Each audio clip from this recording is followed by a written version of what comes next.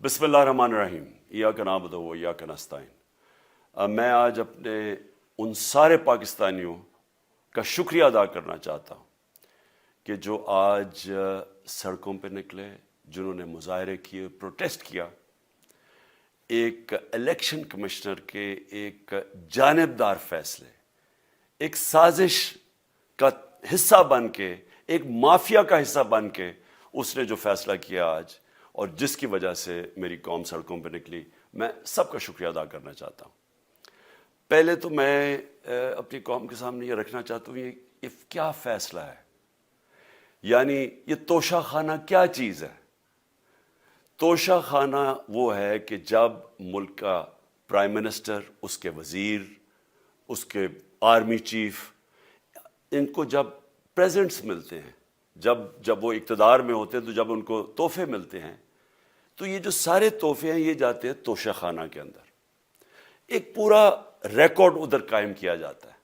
اس توشہ خانہ سے ایک قانون کے تحت آپ فیصلہ کر سکتے ہیں کہ میں ایک آدھی قیمت، ہمارے دور میں آدھی قیمت ہم دے کے ہم وہ خرید سکتے ہیں وہاں سے۔ سارا ریکارڈ اس کا ہے پڑا ہوا توشہ خانہ میں۔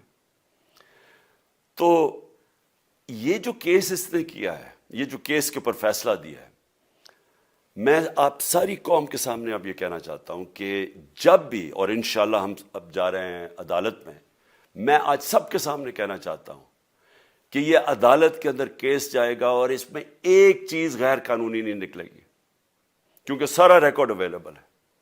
اور جنہوں نے قانون توڑا ہے، توشہ خانہ کا قانون کس نے توڑا ہے؟ آصف زرداری نے اور نواز شریف نے۔ کیسے توڑا ہے؟ انہوں نے 4 مہنگی گاڑیاں اس توشہ خانہ سے نکالی ہے۔ قانون یہ کہتا ہے کہ آپ گاڑیاں نہیں نکال سکتے، مجھے بھی ملی تھی۔ تو ان کے کیس تو سنے نہیں، ان کے 10 سال سے کیس پڑے ہوئے جو انہوں نے یہ گاڑیاں غیر قانونی طور پہ نکالی تھی۔ اور وہ جو کہ سارے میرے وکیل نے آج قوم کے سامنے بتایا کہ سارا ریکارڈ اویلیبل ہے، اس کے اوپر اس نے یہ فیصلہ کیا۔ تو پہلے تو ہم جائیں گے انشاءاللہ عدالت میں، لیکن میں اس الیکشن کمشنر کے اوپر اپنی قوم کے سامنے اس کا ذرا اصلیت رکھنا چاہتا ہوں۔ یہ وہ آدمی ہے جو پچھلے 2.5 سال سے ہمارے خلاف فیصلے دے رہا ہے۔ 8 یا 9 دفعہ اس نے ہمارے خلاف فیصلہ دیا، ہم عدالت میں گئے اور عدالت نے اس کے فیصلے اوور ٹرن کر کے ہمارے حق میں فیصلے دیے، کیونکہ اس کے جو فیصلے تھے وہ غیر جانبدار نہیں تھے۔ ہم EVM مشینز کے اوپر کوشش کرتے رہے کہ اس ملک میں صاف اور شفاف الیکشن ہو، 2 سال کوشش کرتے رہے۔ اس الیکشن کمیشن نے پیپلز پارٹی اور نون لیگ کے ساتھ مل کے وہ نہیں ہونے دیا۔ ہم نے عدالت میں گئے کہ جو سینٹ کے اندر پیسہ چلتا ہے، سینٹ کے الیکشنز کے اندر، کہ وہ ووٹ ویریفائبل ہونی چاہیے، یعنی لوگوں کو پتہ ہونا چاہیے کہ آپ کے MP کدھر ووٹ ڈال رہے ہیں۔ ہم سپریم کورٹ میں گئے، سپریم کورٹ میں اجازت دے دی کہ ووٹ ویریفائبل ہونی چاہیے، اس نے روک دی۔ اس کے بعد یوسف رضا گیلانی کا بیٹا پیسے دیتے ہوئے پکڑا گیا ووٹ خریدتے ہوئے، اس نے کوئی ایکشن نہیں لیا۔ یہ اس نے جب ہمارا یہ ابھی جو آڈیو لیکس ہوئی ہے، اس کے اندر کیا چیز آئی ہے سامنے؟ آڈیو لیکس میں یہ سامنے آئی کہ نون لیگ کے ساتھ بیٹھ کے یہ فیصلے کر رہا تھا کہ کون سے حلقے ہمارے کمزور ہیں اور کدھر PDM کی ووٹ جو تھی ہمارے حلقوں سے دگنی تھی۔ اس نے ان کے ساتھ بیٹھ کے فیصلے کیے۔ یہ جو ابھی حال ہی میں الیکشن ہوئے ہیں، اسی الیکشن کمیشن نے، اس نے پہلے بھی جب پنجاب کے بائی الیکشن ہوئے تب بھی پوری الیکشن کمیشن کی مشینری نے ان کی مدد کی، اور اس کے گورنمنٹ بھی پنجاب میں انہی کی تھی، گورنمنٹ کی مشینری نے بھی پوری مدد کی۔ اس کے باوجود دونوں دفعہ یہ الیکشن ہار گئے، اور الیکشن اس لیے ہارے کہ پاکستان کی قوم ان کو ریجیکٹ کر بیٹھی ہے، اور اللہ کا شکر ادا کرتا ہوں ہمارے ساتھ کھڑی ہے۔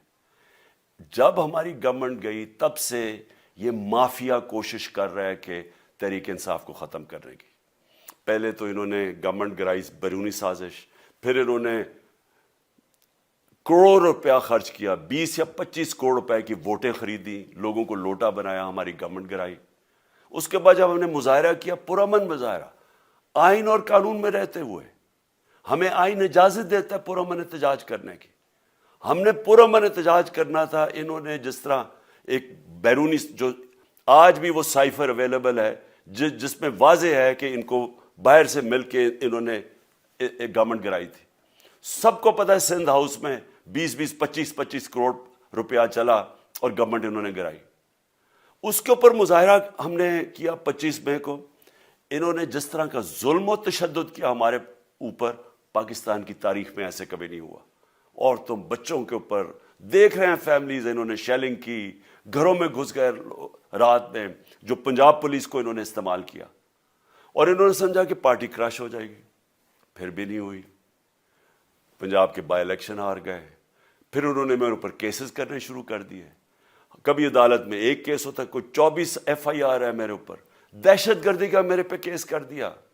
کیا کیس تھا؟ ساری دنیا میں رپورٹ ہوا وہ کیس.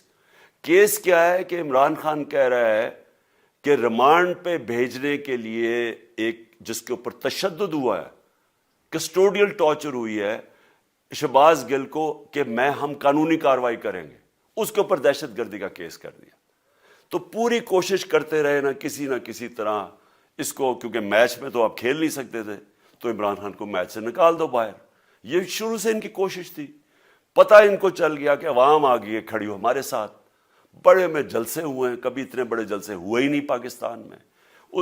اور پھر یہ جو ابھی جو الیکشن ہوا ہے اس کے اندر پوری پلاننگ کرتے ایک کینڈیڈیٹ کھڑا کر کے پھر بھی ہار گئے.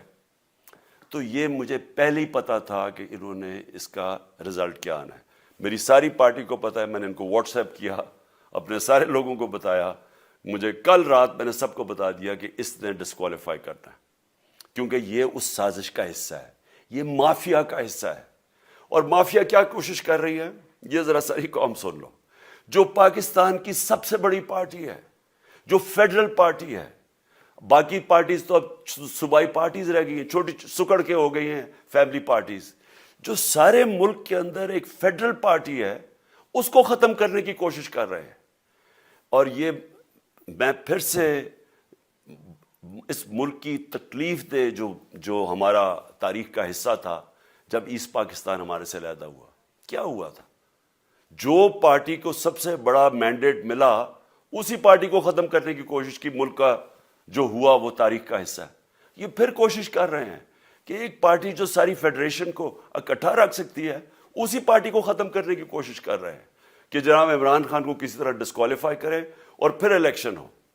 اور پھر مجھے اور نواز شریف کو ایک ہی طرح دکھایا جا رہا ہے کہ اچھا جی عمران خان بھی ڈسکوالیفائی ہو گیا تو نواز شریف بھی ہو گیا. نواز شریف اس ملک کا بڑا مجرم ہے. 30 سال سے چوری کر رہا ہے اس ملک کا پیسہ باہر. بڑے بڑے محلات ہیں اس کے اور اس کے بچوں کے باہر. ایک رسید نہیں دکھا سکتا کہ پیسہ کدھر سے آیا. میں نے کرکٹ کھیلتا تھا تو میں نے ایک فلیٹ خریدا. میں تو پبلک آفس ہولڈر بھی نہیں تھا. 34-35 سال پہلے میں نے فلیٹ خریدا جب کرکٹ کھیلتا تھا. اس کے باوجود میں نے 8 مہینے عدالت کے اندر ایک رسید بتائی کہ مجھے کدھر سے انکم آئی, کدھر سے آمدنی آئی, اور باہر سے حلال کے پیسے کی جو میں نے جو خریدا فلیٹ, اس کو جب بیچا بینک کے تھرو پاکستان میں پیسہ لے کے آیا, اپنے ملک میں پیسہ لے کے آیا. اس کی بھی منی ٹریل تھی. عدالت نے مجھے صادق اور امین کہا, اور مجھے مقابلہ اس آدمی سے کر رہے ہیں جو اربوں روپے کی پراپرٹیز لے کے بیٹھا ہوا ہے. کبھی کوئی جھوٹ بولتا ہے کہ جی مجھے قطری کھاد کے جی قطری نے پیسے دے دیے, کبھی وہ کہتا ہے یہ ہیں وہ ذرائع, وہ فیل ہو جاتا ہے. وہ بیٹی کہتی ہے میرے لندن تو چھوڑو پاکستان میں کوئی پراپرٹی نہیں, اور پھر پراپرٹی نکلا. یعنی جو بتا ہی نہیں سکتے کہ اس ملک سے باہر اربوں روپے کی پراپرٹیز ہے, اور اس کو اور میرے ساتھ کر رہے ہیں کہ جی اب دونوں ڈسکوالیفائی ہو گئے. اور جو سب سے شرمناک چیز کیا ہے کہ جس آدمی کی ساری پراپرٹی سب پاکستان سب ڈکلیئرڈ اپنے نام پہ, اس کو ڈسکوالیفائی کر رہے ہیں, اور یعنی میچ سے باہر رکھنے کی کوشش کر رہے ہیں. اور کن کو اس ملک میں بچایا جا رہا ہے؟ اس ملک کے بڑے بڑے مجرم جن کے اوپر اربوں روپے کے کیسز ہیں, وہ آ کے پہلے تو ان کو سازش کے تحت ملک پہ بٹھایا جاتا ہے, پھر وہ قانون اسمبلی میں بیٹھ کے نیب کا قانون چینج کرتے ہیں اور 1100 ارب روپے اپنا معاف کروا لیتے ہیں. قوم جب نیچے پسی ہوئی ہے آج مہنگائی میں, بے روزگاری میں, 6 مہینے میں انہوں نے ملک کدھر سے کدھر پہنچا دیا ہے. آج دنیا کہہ رہی ہے کہ پاکستان قرضے نہیں اپنے واپس کر سکتا, ہمارے بانڈز کریش کر گئے ہیں, ہماری انڈسٹری نیچے جا رہی ہے, ہمارا فورن جو پاکستان میں ڈالرز آنے تھے ایکسپورٹس بھی نیچے جا رہی ہیں, ریمیٹنس بھی نیچے جا رہی ہے, ملک کی دولت کم ہو رہی ہے, گروتھ ریٹ نیچے چلی گئی ہے, کسان علیحدہ سڑکوں پہ نکلے ہوئے ہیں, ٹیکسٹائل انڈسٹری وہ 20% بند ہو گئی ہے. 6 مہینے میں وہ پاکستان کو یہاں لے کے آئے ہیں اور اپنے صرف پیسے بچا رہے ہیں, صرف آ کے اپنی چوری بچا رہے ہیں. اور جو آدمی 26 سال سے سٹرگل کر رہا ہے اس ملک میں, قانون کی بالادستی ہو, انصاف ہو, احتساب ہو, اس کے اوپر کیسز کر رہے ہیں اس طرح کے, صرف اور صرف میرا منہ بند کرنے کے لیے. میں آج اپنی ساری قوم کے سامنے یہ آپ سب کے سامنے یہ وعدہ کرتا ہوں کہ میری جتنی بھی زندگی ہے وہ ان چوروں کا مقابلہ کرنے کے لیے. میں اس کو سیاست نہیں سمجھتا, میں اس کو جہاد سمجھتا ہوں. یہ جو مافیا بیٹھا ہوا ہے جس کا یہ حصہ ہے یہ الیکشن کمشنر, میں جب تک زندہ ہوں میں ان کا مقابلہ کروں گا. میں اپنے سارے آج جو پروٹیسٹرز بیٹھے ہیں, میں آپ سب کو آج پہلے تو شکریہ ادا کرتا ہوں. اب میں کہتا ہوں کہ اب آپ پروٹیسٹ ختم کر دیں. آج آپ پروٹیسٹ اب ختم کر دیں, کیونکہ لوگ اس وقت مشکل میں ہیں اور میں نہیں چاہتا کہ میری قوم مشکل میں ہو. لیکن آپ سب تیاری کریں. میں نے کہا تھا مہینے کے اینڈ میں لانگ مارچ کروں گا, اور میں پوری طرح انشاءاللہ اس ملک کی تاریخ کی یہ سب سے بڑا پروٹیسٹ ہوگا. اور یہ صرف لانگ مارچ پہ ختم نہیں ہوگا, یہ میری حقیقی آزادی کی تحریک چلتی رہے گی جب تک اس ملک کے اندر قانون کی بالادستی قائم نہیں ہوگی.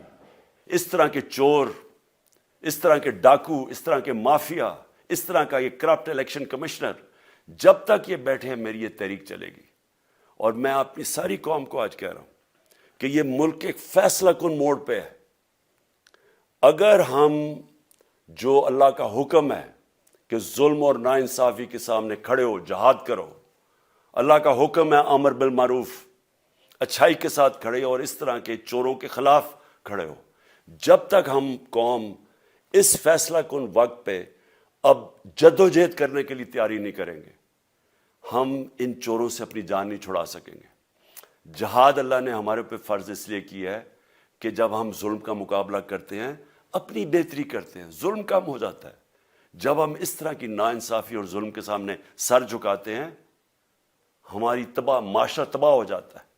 جب معاشرہ اچھے اور برے کی تمیز ختم کرتا ہے, یہ چور جا کے ملک کا فیصلہ کرتے ہیں, وہ معاشرہ کو تباہ کر دیتے ہیں. ہم آج اس فیصلہ کن وقت پہ کھڑے ہیں.